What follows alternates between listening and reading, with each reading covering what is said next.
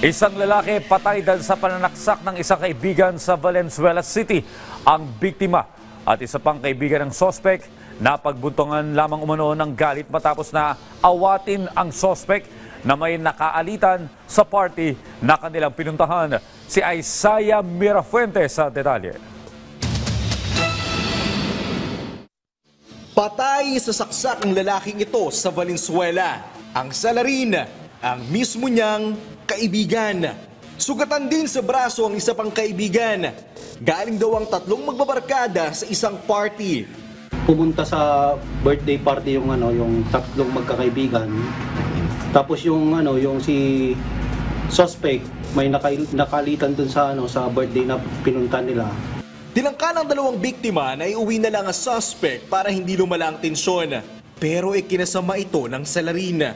Yung suspect gustong bumalik at balikan yung nakalitan niya doon. Pero yung dalawa pinipigilan siya.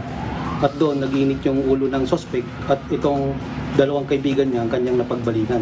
Hindi raw alam ng suspect kung bakit niya nagawa ang krimen. Hindi ko po alam sa nangyari na yun kasi sobrang kalasingan ko talaga po.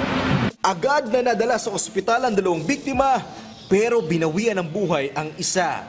Naresto ang suspect sa ikinasang manhunt operation ng mga polis at na-recover pa sa kanya ang ginamit niyang patalim. Napag-alaman din ng mga otoridad na top 10 most wanted ang suspect sa kanyang probinsya sa Samar dahil pa rin sa pananaksak.